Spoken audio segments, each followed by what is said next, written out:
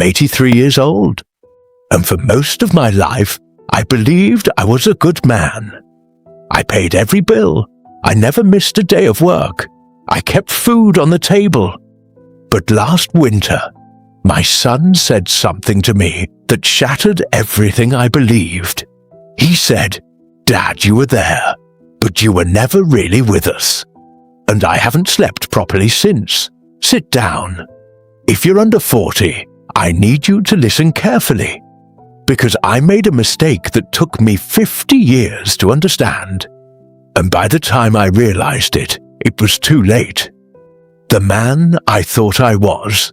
I grew up in the 1950s. My father didn't talk much. He worked in a factory, came home tired, ate dinner, watched television, went to sleep. He never said I love you, not once, but he paid the bills. And in my young mind, that's what being a man meant. So, when I became a husband at 24 and a father at 27, I followed the same blueprint. Work hard, provide, don't complain, don't show weakness, don't waste time. Love was silent.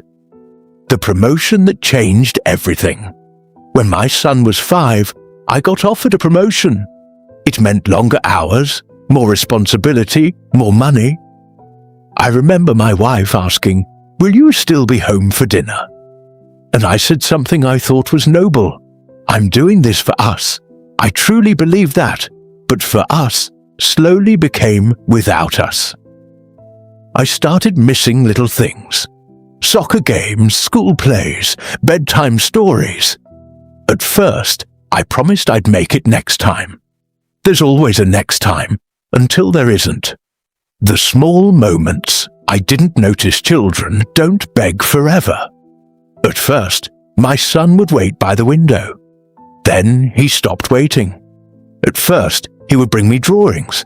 Then he stopped showing them. At first he'd ask, "Dad, can you play with me?" Then he stopped asking. I told myself, he'll understand when he's older. But children don't remember the sacrifices you think you're making. They remember the empty chair. My wife tried to warn me. One night, my wife said, "They don't need more money, they need you." And I got defensive. "You think I'm doing this for fun?"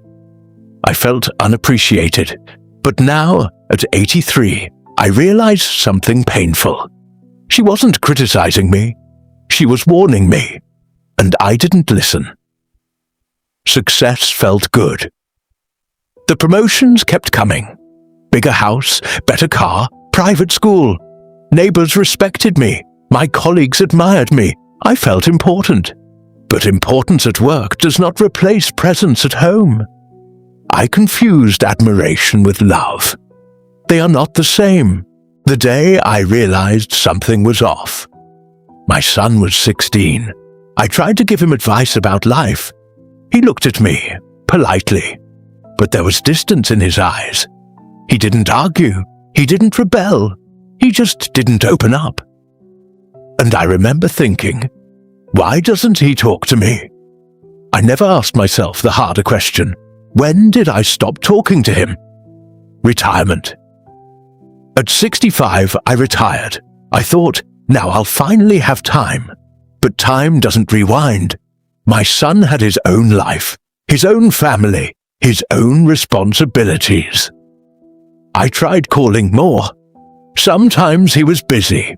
Sometimes the conversations were short, polite, respectful, but not warm, not deep, not close. And that's when it started hurting, the sentence that broke me. Last winter, we were sitting at the kitchen table, just the two of us. And I said, "I worked so hard for you." He nodded. Then he said calmly, "I know, Dad. You gave us everything." There was a pause. Then he added, "But we didn't need everything. We just needed you." I felt something collapse inside my chest, because he wasn't angry. He wasn't blaming. He was simply telling the truth.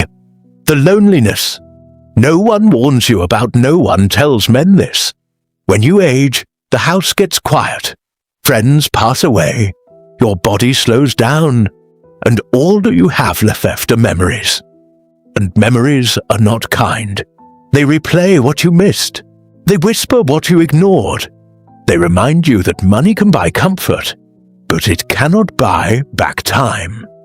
What I would do differently, if I could go back, I would leave work early sometimes. I would sit on the floor and build Lego towers. I would attend every boring school recital. I would hold my wife longer in the kitchen. I would listen more than I spoke. I would understand that presence is priceless. Providing is important, but it is not enough. For the men watching this, if you are building your career right now, I understand. The pressure is real. Society measures you by income, by status, by achievements. But your children measure you differently. They measure you by time, attention, affection, and one day they will remember how you made them feel, not how much you earned. I'm not a villain. I wasn't a bad man. I never cheated. I never abandoned my family. I believed I was loving them the right way. That's what makes this harder. You can be honorable and still be absent. You can be responsible and still be emotionally unavailable. Good intentions do not erase lost moments. The quiet regret. Regret at 83 is different. It's not loud, it's not dramatic. It's quiet. It sits with you at night. It looks at old photographs. It hears echoes of laughter that you barely remember. And it asks one simple question. Was it worth it? And I don't have a confident answer anymore. My message to you, if you are under 40, please don't misunderstand me. Work hard, be ambitious, chase success, but do not sacrifice connection for currency. Because when the applause fades and the promotions stop, the only thing that remains is who stayed close to you. To my son, if you ever watch this, I'm sorry, not for working hard, but for thinking that was the only way to love you. I see it now. I just wish I had seen it sooner. I'm 83 years old, and I can't change the past, but maybe you still can.